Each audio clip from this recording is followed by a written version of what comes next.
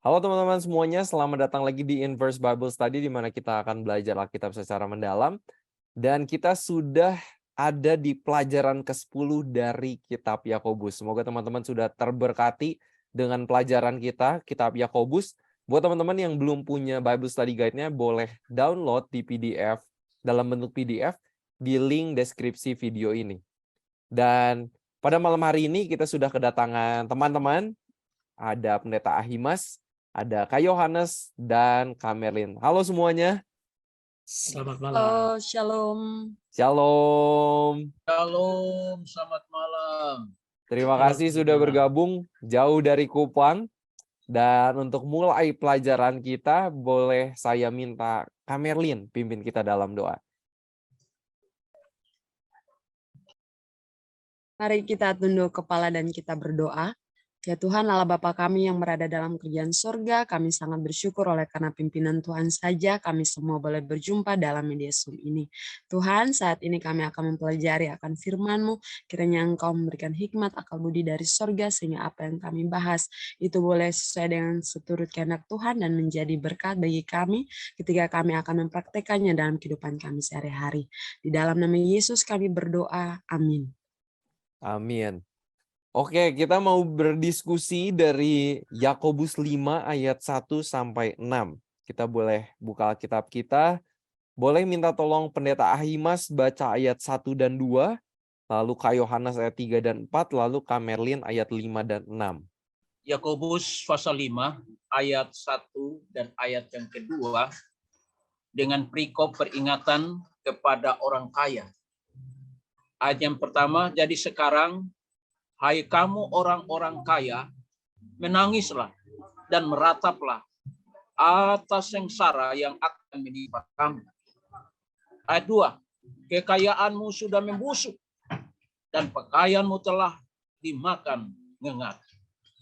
Emas dan perakmu sudah berkarat, dan karatnya akan menjadi kesaksian terhadap kamu, dan akan memakan dagingmu seperti api.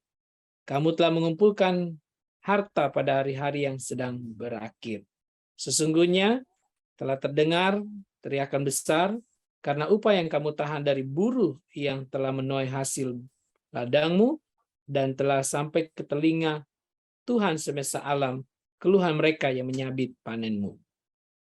Ayat yang kelima, dalam kemewahan kamu telah hidup dan berfoya-foya di bumi, kamu telah memuaskan hatimu sama seperti pada hari penyembelihan. Ayat 6, kamu telah menghukum bahkan membunuh orang yang benar dan ia tidak dapat melawan kamu. Amin. Terima kasih atas pembacaan firman Tuhan. Nah, kayaknya ada beberapa tempat ya di dalam Alkitab yang kasih peringatan kepada orang kaya. Bukan hanya di sini saja ya, di kitab-kitab Injil. Tapi kalau dari kitab Yakobus ini yang kita baru baca, apa sih yang dipermasalahkan mengenai orang kaya ini? Ada yang punya pandangan? Masalahnya apa nih? Ketidakadilan kayaknya yang pertama ya. Oke, ketidakadilan. Ketidakadilannya gimana tuh? Seperti kayak tidak membayar upah pekerja, seperti itu. Satunya. Oke, jadi udah ada orang yang udah kerja tapi nggak dibayar. Ya, bayar sih, tapi mungkin ya Telat-telat, tahu nggak? telat-telat atau mungkin tidak sesuai begitu ya. Oke. Ada pengamatan lain mungkin dari Pendeta Ahimas atau Kak Merlin? Kalau dari saya sendiri kayaknya di pasal 5 itu ya, keserakahan masalahnya. Jadi kekayaan yang dia punyai, dia pakai hanya untuk menyenangkan dirinya saja. Gitu. Jadi dia bisa menggunakan segala sesuatu untuk memuaskan dirinya bahkan dengan cara ketidakadilan tadi. Seperti itu. Oke, untuk memuaskan dirinya ya. Terima kasih. Ini bagus nih kita tampuk. Kalau dari Pendeta Ahimas kira-kira ada pandangan nggak nih? Iya, jadi sebenarnya tidak ada masalah pada kekayaan itu. Kekayaan itu juga Tuhan berikan untuk bisa kita nikmati. Tetapi jangan lupa, yang satu ini, bahwa kekayaan itu juga kalau salah digunakan itu juga bisa menjadi api, menjadi kutu bagi kita. Karena kita gunakan hanya untuk kesenangan diri kita sendiri, kita lupa sesama kita bahwa mereka itu adalah bagian yang sebenarnya Tuhan titipkan untuk kita. Begitu. Oke. Jadi makanya ini kita harus ini sebenarnya ini Yakobus pasal 5 ini mengingatkan kepada orang-orang yang salah menggunakan kekayaan itu. Oke, terima kasih. Oke, nah ini menarik ya. Kayaknya dari tadi kita highlight-nya tuh sebenarnya kesalahannya bukan di kekayaannya itu, tapi lebih di orangnya. Ya. Bener ya? Karena tadi Pak, seperti yang Pak Pendeta katakan, ini berkat kekayaan juga adalah berkat dari Tuhan. Nah, pertanyaannya adalah apakah, ini aku baru kepikiran juga ya, apakah sebenarnya hal ini tuh hanya bisa terjadi dengan orang yang kaya banget, atau misalnya gimana ya, setengah kaya, atau misalnya bisa terjadi kepada semua orang yang punya uang gitu? Bisa terjadi pada semua yang punya uang. Oke, gimana nih? Ya. Bisa dijelaskan atau punya pengalaman Kayaknya mungkin, Bang? sepertinya tidak juga kepada orang yang punya uang banyak ya. Tapi orang yang punya uang dikit lalu mereka juga tidak berbagi dengan sesama yang mungkin ada di sekitar mereka yang membutuhkan. Saya juga berpikir bahwa mereka menganggap diri kaya sehingga hanya memperhatikan diri mereka, lalu yang ada itu tidak diperhatikan, maksudnya sesama yang berkekurangan itu. Kata lainnya pelit ya, Kak? Bisa sampai di ranah itu, bisa juga enggak sampai di sana, tapi memang dia tidak berbagi. Ada kan yang mau berbagi, tapi mereka merasa bahwa mereka itu lebih gitu ya. Mereka itu lebih, kita kurang. Kadang-kadang kita lihat dari sesama kita gitu ya, kalau ada melakukan sesuatu, kadang ada juga yang timbang-timbang ke gitu. Oh, dia kan lebih, kita kurang gitu ya. Tapi ada satu pelajaran tuh, kalau kita memberi di saat kita kurang, itu juga kita bergumul sekali ya. Tapi kan Tuhan bilang ya, kalau memang mereka membutuhkan, walaupun kita tidak punya atau kita di saat berkurang, di situ kita bergumul. Saya juga sering bergumul di saat yang begitu. Ini mau kasih apa tidak ya? Padahal saya besok tuh nggak punya gitu. Okay. Jadi saya melihat di sini adalah bahwa mengapa orang sulit untuk menjadi berkat bagi orang lain, karena ini hanya ingat kepada diri. Alright. Jadi ingat kepada diri ini sulit untuk kita berbagi kepada orang lain. Nah, ini terjadi kepada orang yang kaya, orang yang miskin, itu bahkan lebih parah lagi kepada orang miskin. Begitu dia dapat berkat, lupa diri lagi.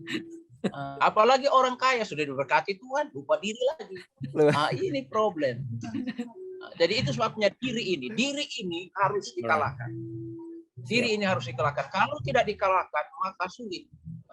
Dan ini hanya melalui hubungan dengan Tuhan baik dan hubungan dengan sesama baik. Itu tidak ada hal yang bisa menghalangi. Alright. Menjadi berkat bagi orang lain. Tapi harus ingat bahwa ini sebenarnya diberkati Tuhan untuk menjadi berkat bagi orang lain. Begitu. Dan juga semua yang ada pada diri kita ini dari Tuhan. Alright. Jadi kita harus gunakan itu bukan hanya untuk diri kita, tentunya untuk diri kita, tetapi kita juga jangan lupa bahwa itu berkat yang kita terima itu ada bagian yang orang lain ini harus dapatkan dari kita. Begitu. Baik, terima kasih. Terima kasih. Kamerlin, gimana? Ada pandangan, Kak? Kalau saya sih setuju ya, tidak memandang orang miskin atau orang yang punya uang banyak. bisa berpengaruh dari diri sendiri ketika kita mendapatkan sesuatu yang lebih tapi tidak mau berbagi, itu bisa jadi masalah. Betul, betul, betul. Jadi ini yang bisa kita garis bawahi dari yang Yakobus tulis sebenarnya bukan hanya untuk orang kaya gitu kan. Kadang kan kita apa ya? Tapi sebenarnya spirit yang sama yang mungkin kita punya uang enggak sebanyak konglomerat gitu kan di Indonesia, tapi kita juga sebenarnya bisa punya rasa mementingkan diri itu kan. Nah, Itu dia. Nah itu gimana tuh caranya supaya kita itu, ya tadi Pak Pendeta udah cukup singgung ya, tapi gimana rasa memperhatikan orang lain, mempedulikan orang lain itu bisa kita latih nih. Dan gak terus mikirin diri sendiri, gak tahu ada yang punya pengalaman gak nih?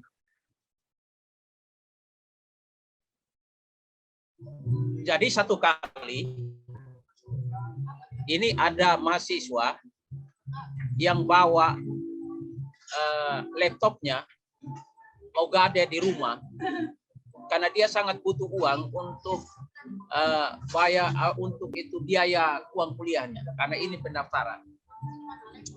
Nah, waktu itu dia hanya butuh uang 1.500.000, tapi laptop itu lebih dari harga 1.500.000. Itu tahun 2001 itu laptop harga mahal itu. Jadi saya katakan, adik, itu laptop itu lebih mahal daripada uang 1.500.000. Tapi Pak Pendeta, saya butuh uang karena saya harus mendaftar. Nah, orang tua belum kirim uang. Oke, jadi akhirnya saya minta sama istri saya, tolong dulu bantu dia 1.500.000. Tapi adik, jangan lupa untuk nanti waktu kamu bisa datang untuk kembalikan uang itu ya. Dibilang iya Om Pendeta. Oke, akhirnya Ibu nanti kasih uang 1.500.000, lalu kemudian saya minta dia bawa pulang saja laptop itu. Karena saya takut jangan sampai laptop itu hilang, kan lebih besar lagi ya Pak. Itu dibandingkan laptop itu kan uangnya 1.500.000 tidak bisa disamakan dengan laptop itu. Saya juga rasa ibah sama dia. Nah, sementara 1.500.000 itu uang untuk belanja kami selama 1 bulan. Tapi dia katakan bahwa 1-2 hari nanti dia sudah kembalikan. Wah, kami tunggu-tunggu. Sudah 3 hari lewat, tunggu-tunggu tidak datang. Nah, Ibu nanti bilang, Pak, itu bagaimana itu? Saya bilang, Ma, mari kita berdoa. Orang itu kalau tidak datang, berarti memang dia tidak punya uang. Dan dia datang ini, dia kan tidak tahu dari mana itu. Kita kan tidak kenal dia. Kalau dia datang, berarti Tuhan mengutus dia supaya kita menjadi berkat bagi dia. Tapi kita tidak punya uang. Bagaimana kita? Sudah, tidak usah. Yang penting kita tulus menolong dia. 1-2 hari, anak saya 3 orang ini, mereka sakit, muntaber semua. Nah, sekarang kami mau berobat di rumah sakit, tidak ada uang. Istri saya sudah mulai mulai marah. Aduh, ini bagaimana ini? Lalu saya katakan, sudah, jangan pikirkan orang yang datang yang kita sudah tolong. Tapi sekarang pikirkan bagaimana hubungan kita dengan Tuhan. Karena uang 1.500.000 itu kita sudah menjadi berkat bagi orang lain. Sekarang Tuhan yang akan penuhi kita punya kebutuhan. Akhirnya kami menuju ke dokter. Bayangkan tanpa uang 1 sen. Sekarang kami sampai di dokter, istri saya sudah rasa tidak nyaman, tapi saya yakin saja pasti Tuhan akan siapkan berkat. Begitu kami datang, lalu dokter periksa anak-anak 3 ini. Memang saya lihat mereka sudah lemas karena muntaber kan. Sudah hampir 1 hari ini. Lalu kemudian dokter periksa habis, dokter katakan, oh ini tidak apa-apa. Ini anak-anak ini mereka punya imun sangat kuat ini. Tidak apa-apa, mereka ini kuat, anak kuat, tidak apa-apa mereka. Oh ya, tapi saya akan kasih obat. Begitu dia kasih obat, lalu kemudian saya tanya, berapa biayanya ini dok? Oh pendeta, ini obat ini harganya ini tidak sampai 10.000 juga ini. Jadi tidak apa-apa, pendeta ini apa? Yang penting pendeta berdoa supaya saya punya usaha ini makin diberkati Tuhan. Jadi tidak perlu biaya. Bayangkan. Lalu akhirnya saya berdoa habis kami pulang, anak-anak ini tidak sempat minum obat, sudah sehat mereka. Bayangkan. Jadi itu sebabnya sampai hari itu anak itu tidak kembalikan uang 1.500.000, tapi kami tidak rasa menyesal. Karena kami sudah berpikir, sudah, dia sudah, paling tidak dia ingat ke kami bahwa kami sudah menjadi berkat bagi dia. Walaupun mungkin dia menipu, tidak masalah. Tapi kita menerima berkat. Wow. Ini dengan tidak mementingkan diri itu ada ujian juga ya? Gak gampang. Ujian itu, betul sekali. Ujian itu. Gak gampang banget. Oke, sebelum ini menarik sekali diskusi dan cerita dari pengalaman Pak Pendeta yang sangat nyata buat kita semua. Tapi tunggu, diskusi kita akan lanjut, tapi kita akan break untuk saat ini.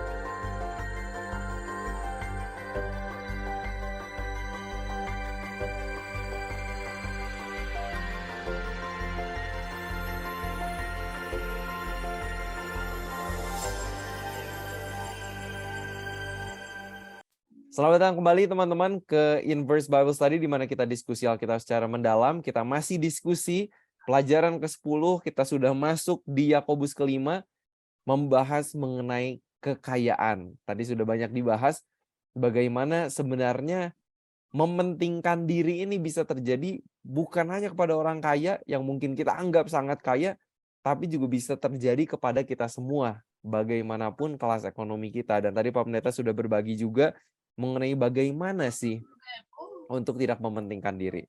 Nah, ini pertanyaan yang sempat aku pikirkan juga ketika aku membaca ini adalah kenapa sih manusia itu senang atau seringkali itu jadi bergantung dengan uang daripada kepada Tuhan?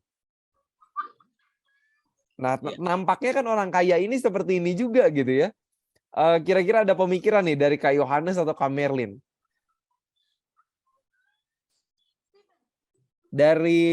Sorry masih di mute Kak Yohanes. Kalau yang pandangan saya sih itu karena kita salah berfokus saja. Kalau kita memang lebih berfokus kepada diri, kepada mementingkan diri, ya itu dia hal yang tadi kita akan rasakan.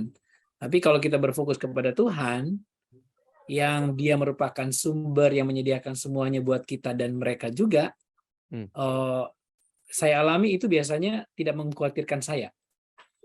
Kalau saya berpikir kalau Tuhan yang menitipkan, Tuhan yang menyediakan, itu biasanya tidak menghalang saya untuk memberikan atau berbagi dengan mereka. Oke, menarik nih. Dari Kak Merlin, ada pandangan Kak? Kalau aku sih, orang itu kebanyakan ya berpikirnya bahwa dengan uang kita bisa buat segala sesuatu gitu. Jadi akhirnya berpikir bahwa kalau tidak punya uang tidak bisa apa-apa gitu. Karena uang bisa langsung nyata dia punya hasil gitu. Jadi akhirnya orang berpikir harus bekerja, harus ada uang baru bisa ini gitu loh Kak.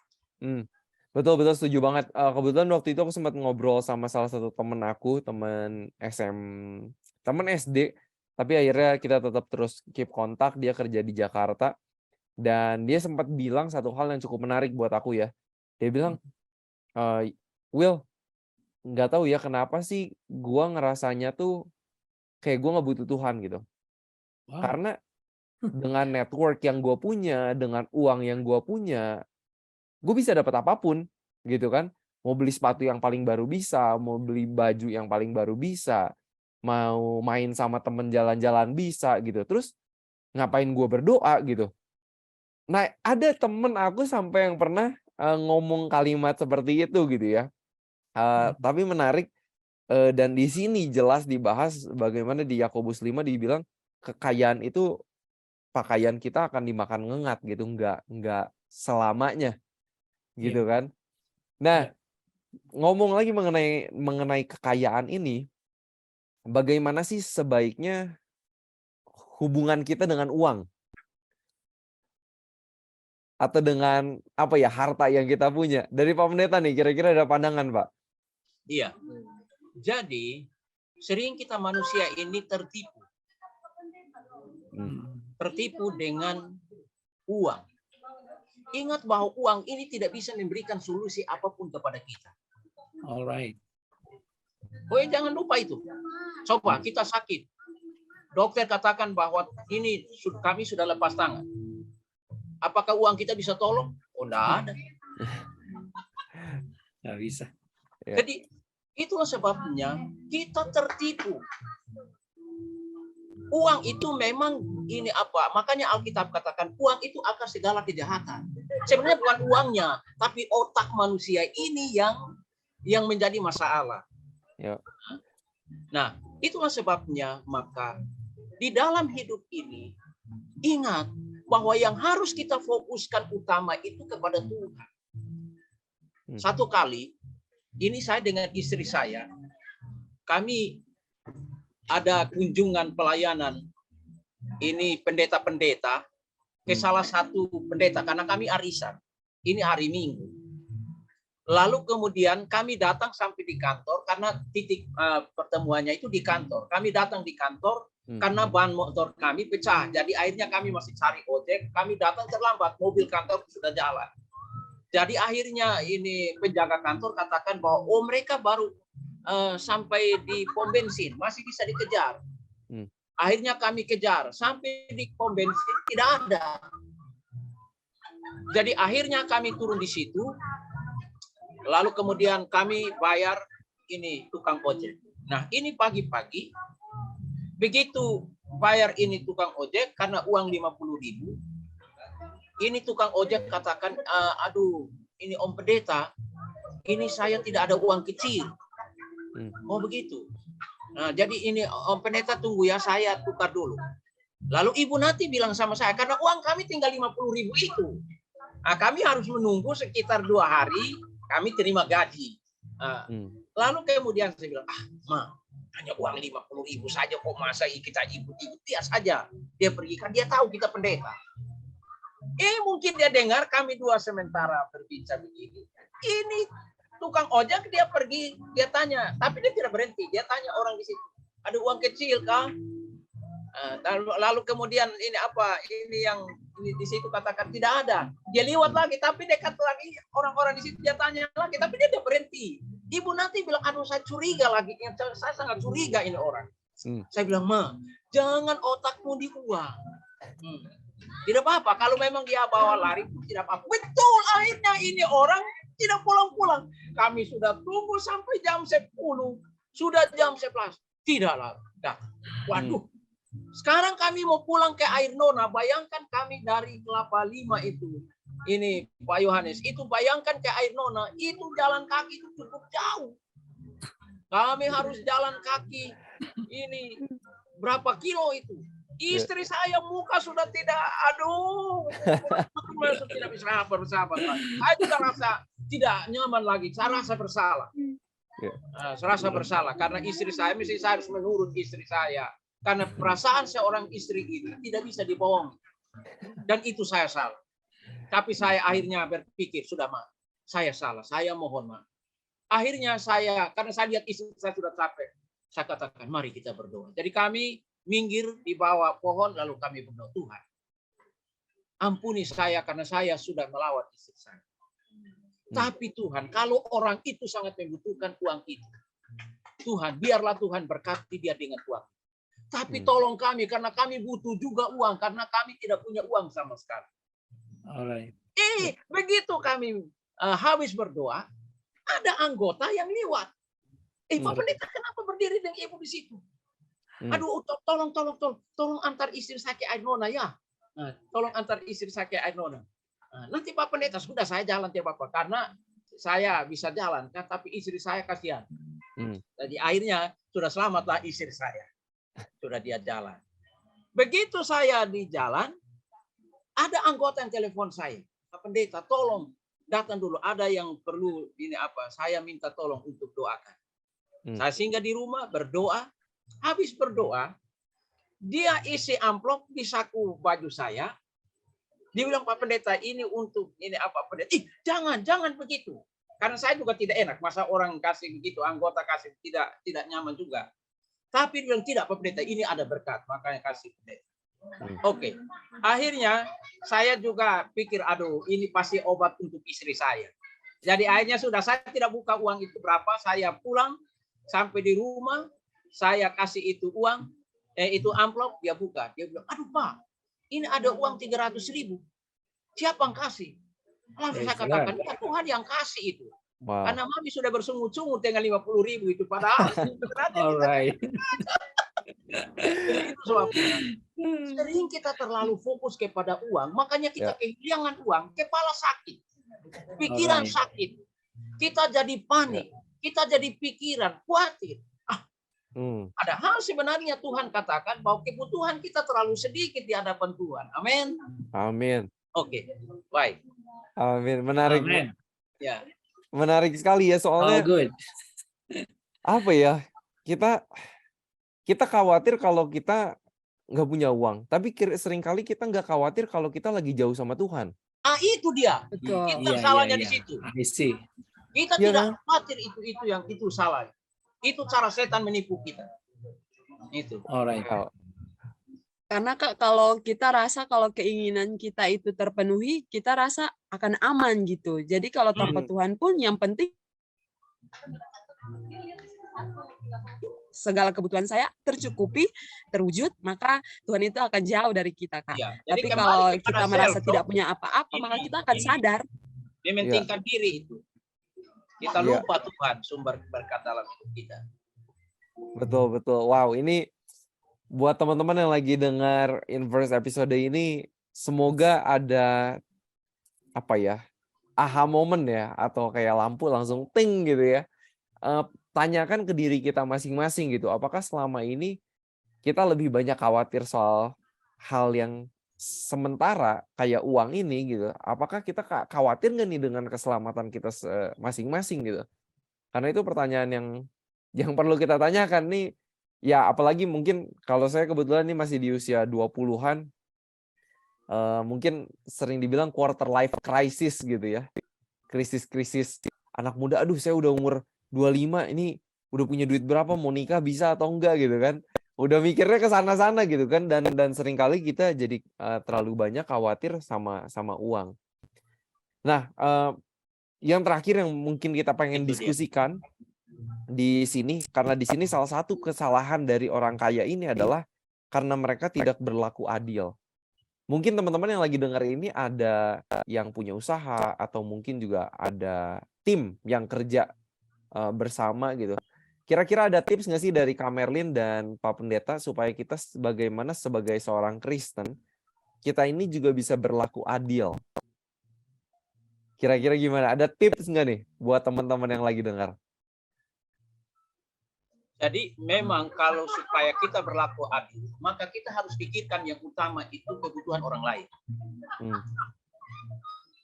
Jadi kalau umpama kita pekerjakan orang lain dan kita sudah punya kesepakatan untuk dia punya upah, mungkin usaha kita mengalami kesulitan.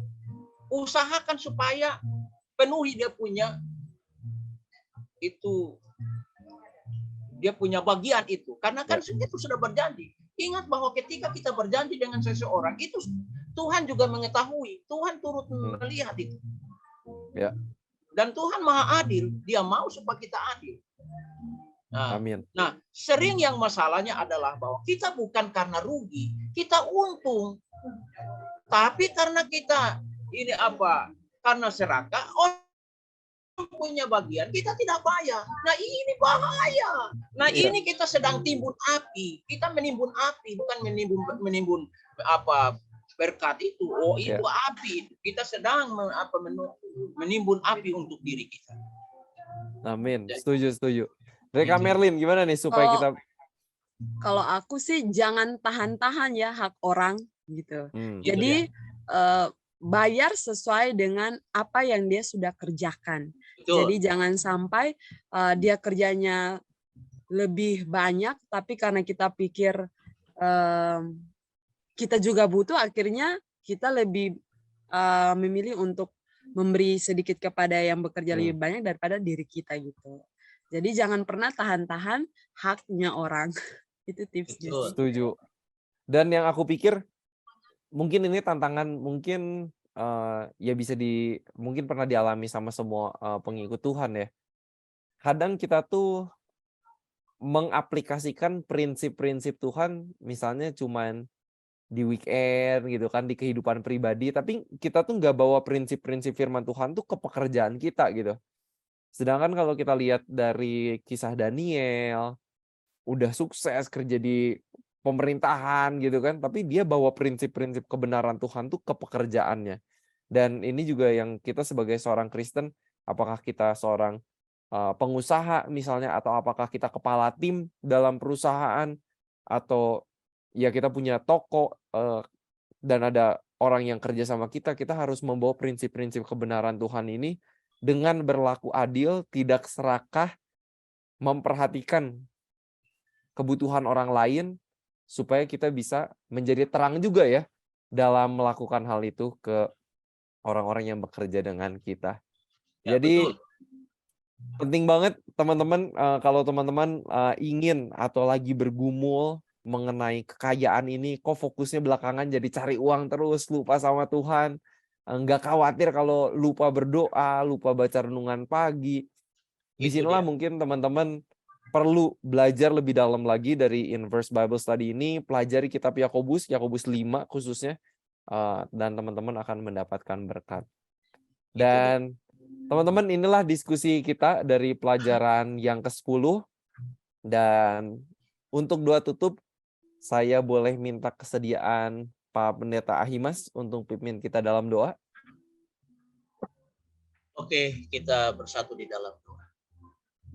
Terima kasih Tuhan, malam hari ini kami telah diingatkan oleh Tuhan untuk berhati-hati dalam hidup kami, supaya jangan sampai kami mementingkan diri dan berkat-berkat yang Tuhan sudah berikan kepada kami untuk kami menikmati dan menjadi berkat bagi orang lain. Jangan sampai kami lupa untuk menjadi berkat bagi sesama kami. Terima kasih firman-Mu malam ini Tuhan untuk mengingatkan kepada kami, supaya jangan kami fokus kepada harta kami, jangan kami fokus kepada uang, jangan kami fokus kepada apa yang kami miliki, tapi kami fokus kepada Tuhan, sumber berkat yang melimpahkan berkat kepada kami. Ya Tuhan, ya Allah di sorga, ampuni kami Tuhan, bila mana selama ini kami khawatir akan hidup kami, bahkan mungkin lebih utamakan harta, sibuk untuk mencari harta, dan lupa sibuk untuk hubungan kami dengan Tuhan. Tolong ampuni kami. Dan biarlah Roh Kudus-Mu menolong kami malam hari ini, supaya kami menyadari betapa pentingnya hubungan kami dengan Tuhan. Oleh karena harta dan uang yang kami miliki tidak bisa dapat melepaskan kami ketika malapetaka terjadi kepada kami. Tapi Tuhan akan menyelamatkan kami dari setiap malapetaka yang menimpa setiap orang. Oleh sebab itu Tuhan, terima kasih malam hari ini kami telah menerima panggilan-Mu Tuhan, supaya kami belajar untuk mengutamakan Tuhan dan jangan fokus utama kepada kekayaan. Terima kasih Tuhan, terpujilah nama Bapa oleh karena kasih-Mu. Mohon ampuni dosa kami, dan kami berdoa demi nama Yesus Kristus, nama yang indah, Tuhan dan Juru Selamat kami. Amin. Amin. Amin. Amin.